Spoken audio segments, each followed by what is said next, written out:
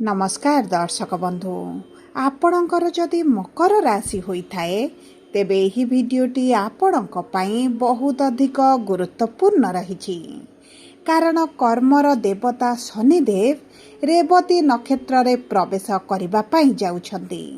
दीर्घ 30 वर्ष परे रेवती नक्षत्र रे प्रवेश करुछन्ति। आम्भे माने वर्तमान अंत आड़कू अग्रसर हेउछे। वर्तमान एमिति स्थिति रे पहुँचीबा जेउठी गोटिए जुगर अंत हेबो एवं नूतन जुग आरंभ हेबो।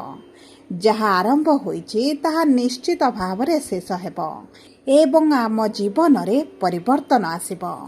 देखंतु एहा सुनिबा पई बहुत भल लागि पारे किंतु परिवर्तन बहुत अधिक कष्टदायक होइथाए। आपण गत किछि मास एवं किछि वर्ष मध्यरे देखिथिबे किछि संपर्क आपणकर भांगी जाइछि। किछि स्वप्न किछि इच्छा अभिलाष आपणकर अधारे रहि जाइछि।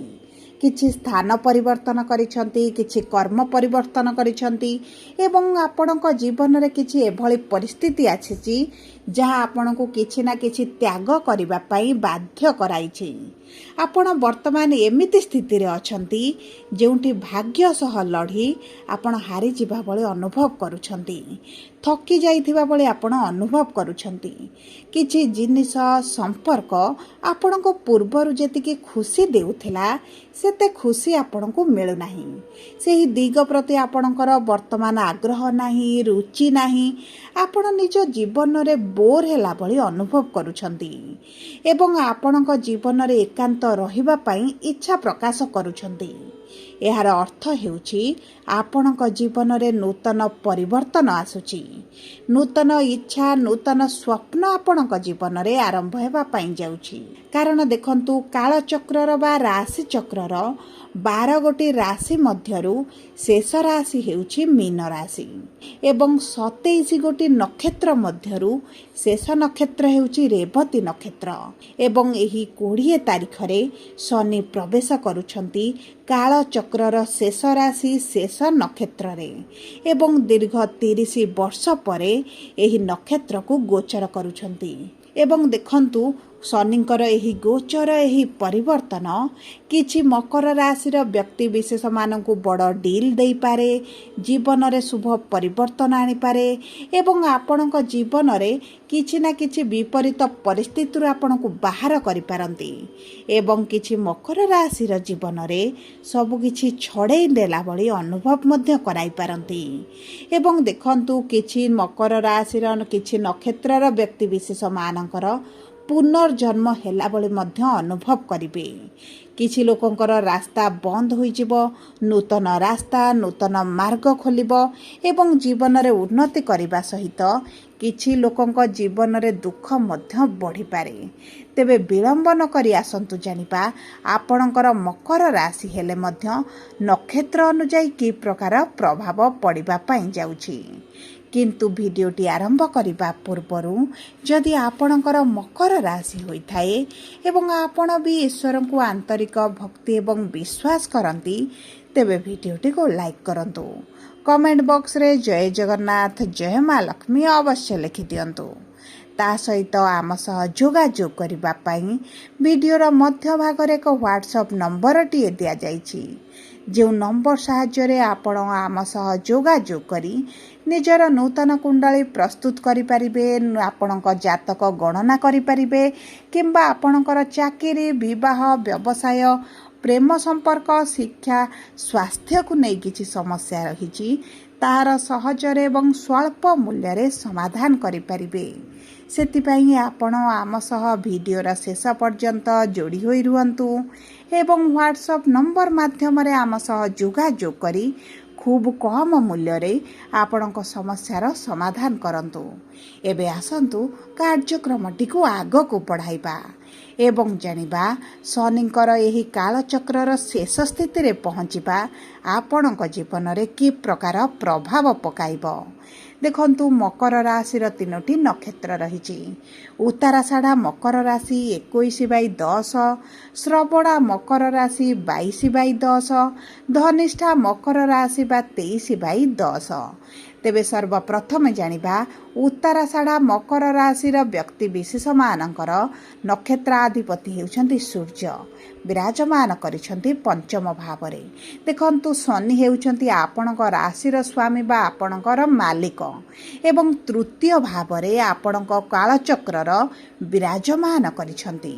ଏହି ସମୟ ମଧ୍ୟରେ ଆପଣ ଅନୁଭବ କରିବେ କି ଆପଣଙ୍କ ଆଗରେ ଯୁଦ୍ଧ କ୍ଷେତ୍ରଟିଏ ରହିଛି।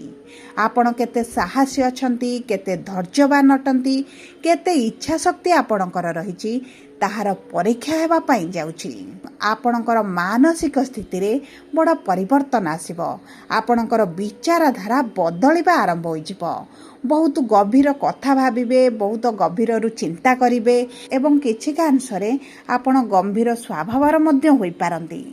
କିଛି ଜିନିଷ, କିଛି କାମ, କିଛି ସମ୍ପର୍କକୁ ଆପଣ ଆଉ ସେତେଟା ପ୍ରାଧାନ୍ୟ ଦେବା ଆରମ୍ଭ କରିବେନି ଏବଂ ଆପଣଙ୍କର ସେହି ଦିଗ ପ୍ରତି ଏତେଟା ଇଣ୍ଟରେଷ୍ଟ ଆପଣଙ୍କର ରହିବ ନାହିଁ।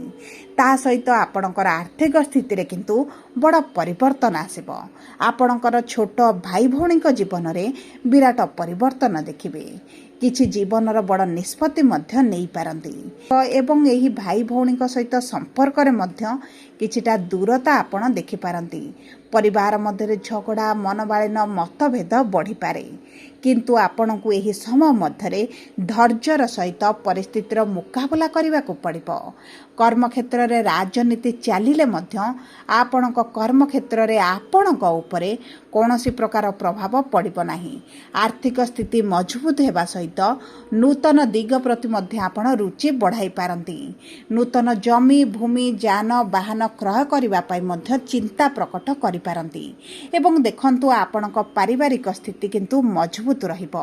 ଶିକ୍ଷା କ୍ଷେତ୍ରରେ ବିଦ୍ୟାର୍ଥୀମାନେ କିଛିକାଂଶରେ ସମସ୍ୟା ମଧ୍ୟ ଦେଖିପାରନ୍ତି। ଏବେ ଆସନ୍ତୁ ଜାଣିବା ଶ୍ରବଣା ମକର ରାଶି ବା 22/10 ମକର ରାଶିର ବ୍ୟକ୍ତିବିଶେଷମାନଙ୍କର ନକ୍ଷତ୍ରାଧିପତି ହେଉଛନ୍ତି ଚନ୍ଦ୍ରମା ଏବଂ ଚନ୍ଦ୍ରମାଙ୍କ ଠାରୁ ତୃତୀୟ ଭାବରେ ଶନି ବିରାଜମାନ କରିଛନ୍ତି। ଏହି ସମୟ ମଧ୍ୟରେ କିଛି ଲୋକ ଆପଣଙ୍କୁ ଭୁଲ ବୁଝିପାରନ୍ତି ଏବଂ ଆପଣଙ୍କ ଜୀବନରେ ଏହି ସମୟ ମଧ୍ୟରେ ଡିସିପ୍ଲିନ୍, ମ୍ୟାଚୁରିଟି ଆସିବା କାରଣରୁ ଆପଣ କିଛି ଲୋକଙ୍କର ମନ୍ତବ୍ୟକୁ ମଧ୍ୟ ପ୍ରାଧାନ୍ୟ ଦେଇ ନ ପାରନ୍ତି। ଆପଣଙ୍କର ଯଦି ପର୍ସନାଲ ଲାଇଫକୁ ଦେଖିବା, ତେବେ କିଛିକାଂଶରେ ପଡ଼ୋଶୀ ପରିବାର ମଧ୍ୟରେ କିଛିଟା ଆପଣ ଅସନ୍ତୁଷ୍ଟ ରହିପାରନ୍ତି, ଦୂରତା ବଢ଼ିପାରେ, ଏକାନ୍ତରେ ରହିବା ପାଇଁ ପସନ୍ଦ କରିପାରନ୍ତି।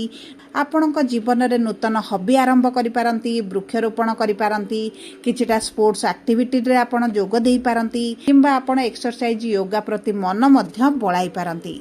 ଏହି ସମୟ ମଧ୍ୟରେ ଆପଣଙ୍କର କାମକୁ ନେଇ କିଛିଟା ଟ୍ରାଭେଲ ମଧ୍ୟ ବଢ଼ିପାରେ। ଆପଣଙ୍କର ଯାତ୍ରା ବଢ଼ିବା କାରଣରୁ କିଛିଟା ଥକାମି ଏବଂ ଶରୀରରେ ପୀଡ଼ା ଯନ୍ତ୍ରଣା ମଧ୍ୟ ଦେଖିପାରନ୍ତି। କିନ୍ତୁ ମନେ ରଖନ୍ତୁ, ଏହି ସମୟ ମଧ୍ୟରେ ଆପଣଙ୍କ ବ୍ୟବସାୟ ହେଉ କିମ୍ବା ଆପଣଙ୍କ ଚାକିରି ହେଉ, ସର୍ଟକଟ୍ ନେବା ପାଇଁ କଦାପି ବି ଚିନ୍ତା କରନ୍ତୁ ନାହିଁ। ନଚେତ୍ ଆପଣଙ୍କ ଅର୍ଥହାନି ହେବା ସହିତ ମାନ ସମ୍ମାନ ମଧ୍ୟ ହାନି ହୋଇପାରେ ଏବଂ ଆପଣଙ୍କର ବିଶେଷ ଭାବରେ ଯଦି ନେଟୱାର୍କିଂ ଭଳି କିଛି ସଂସ୍ଥା ଭିତରେ ଆପଣ ପଶିବା ପାଇଁ ଚାହୁଁଛନ୍ତି କିମ୍ବା ପୂର୍ବରୁ ପଶି ଯାଇଛନ୍ତି, ତେବେ ସେଥିରୁ ବାହାରି ଆସିବା ଆପଣଙ୍କ ପାଇଁ ମଙ୍ଗଳଦାୟୀ ହେବ। ନଚେତ୍ ଆପଣଙ୍କର ସମୟ ନଷ୍ଟ ସହିତ ଅର୍ଥ ନଷ୍ଟ, ଆପଣଙ୍କର ମାନସିକ ଦୁଶ୍ଚିନ୍ତା ବୃଦ୍ଧି, ବିଭିନ୍ନ ପ୍ରକାର ସମସ୍ୟା ଆପଣଙ୍କ ଜୀବନରେ ବଢ଼ି ଚାଲିବ ଏବଂ ଦେଖନ୍ତୁ, ଏହି ସମୟ ମଧ୍ୟରେ ଆପଣଙ୍କ ମାଙ୍କ ସହିତ ସମ୍ବନ୍ଧରେ ମଧୁରତା ଆସିବ। ଆପଣଙ୍କ ମାଙ୍କ ସହିତ ସମ୍ପର୍କ ଭଲ ରହିବା ସହିତ ପିତାଙ୍କର ସମ୍ପୂର୍ଣ୍ଣ ସହଯୋଗ ପାଇବେ ଏବଂ ତା ସହିତ ଆପଣଙ୍କର କର୍ମକ୍ଷେତ୍ରରେ ଯଦି କିଛି ନୂତନ ପରିବର୍ତ୍ତନ ଚାହୁଁଥିଲେ, ଜାଗା ପରିବର୍ତ୍ତନ, ପୋଷ୍ଟ ପରିବର୍ତ୍ତନ, ଟ୍ରାନ୍ସଫର ଚାହୁଁଥିଲେ, ତେବେ ଏହିସବୁ କ୍ଷେତ୍ରରେ ଆପଣଙ୍କୁ ଶୁଭ ଫଳ ପ୍ରଦାନ କରିବେ।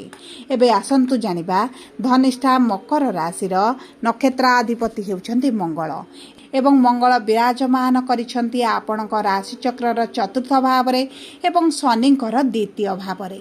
ତେବେ ଦେଖନ୍ତୁ, ଏହି ସମୟ ମଧ୍ୟରେ ଆପଣଙ୍କ ଜୀବନରେ ବହୁତ ଗୁଡ଼ିଏ କ୍ଷେତ୍ରରେ ଆପଣଙ୍କୁ ସଂଘର୍ଷ ଦେଖିବାକୁ ପଡ଼ିବ। ଅର୍ଥର ମହତ୍ତ୍ୱ ବୁଝିବେ, ଅର୍ଥ କିଭଳି ଆପଣ ସେଭିଂ କରିବେ, ଅର୍ଥର ସଦୁପଯୋଗ କରିବେ, ସେ ଦିଗ ପ୍ରତି ଆଗ୍ରହ ବଢ଼ାଇବେ। ଗୋଟେ ଟଙ୍କାକୁ କିଭଳି 5 ଟଙ୍କାରେ ପରିଣତ କରିବେ, ସେ ଦିଗ ପ୍ରତି ଆପଣଙ୍କର ମଧ୍ୟ ଇଣ୍ଟରେଷ୍ଟ ବଢ଼ିବ। ବହୁତ ଗୁଡ଼ିଏ ନୂତନ କାର୍ଯ୍ୟ ଆରମ୍ଭ କରିବା ସହିତ ଆପଣଙ୍କର ଧୈର୍ଯ୍ୟବାନ ହେବାର ବହୁତ बहुत अधिक आवश्यकता रही। आपणकर धैर्य को नहीं बहुत गुड़े परीक्षा देवाक पड़ो। आपणक मनोबल केते मजबूत रही, इच्छा शक्ति केते मजबूत रही, ताहार मध्य आपणको परीक्षा देवाक पड़ पारे। देखंतु शनिदेव यही परिस्थिति रे आपणको परीक्षा करी नूतन जीवन पुनर्जन्म कराइबार मध्य सहाय्य करिवे एवं आपणकर जीवन रे अक्टोबर परे आपण देखिबे आपण एक भिन्न मनीष होई जाइछंती। आपणक जीवन रे उन्नति आसीची, सफलता आसीची, किछिटा संपर्क किछिटा काम आपणको जहा बाधा देउथला, चिंता देउथला, से सब काम से संपर्क गुड़िक कटि जाइछि एवं आपणक जीवन रे बहुत गुड़े शिक्षा आपणको मिलिगला भली आपण मध्य अनुभव करि पारंती। किछि जिनिस किछि संपर्क को आपण एतटा किछि जिनिस किछि संपर्क को आपण छाड़िबा पई मध्य पसंद करि पारंती। आपणक कर्म क्षेत्र रे जदि किछि राजनीति चलिछि, किछि पॉलिटिक्स चलिछि, आपणक विरोध रे किछि षडयंत्र हेउछि, तेबे मध्य सेही परिस्थिति रे आपण निश्चित भाव रे शुभ फलाफल प्राप्ति करिवे। आपणकर केउं क्षेत्र रे लाभ हेबो सेही दिग प्रति आपण विचार करिवे, सेही दिग प्रति कार्य करिबा आरंभ करिवे। आपणक पत्नी आपणक पतिक सहित किछिटा दूरता बढ़िला बोले आपण अनुभव करि पारंती, किंतु एही समय मध्य रे आपणक संपर्क को अधिक प्रायोरिटी देबा आरंभ करंतु। आपणक पई उत्तम रहिबो। सब परे आपणकर अशुभत्व को दूर करी शुभाशुभ फल वृद्धि करिबा पई आपण प्रतिदिन शनिकर बीज मंत्र 108 थर पाठ करंतु।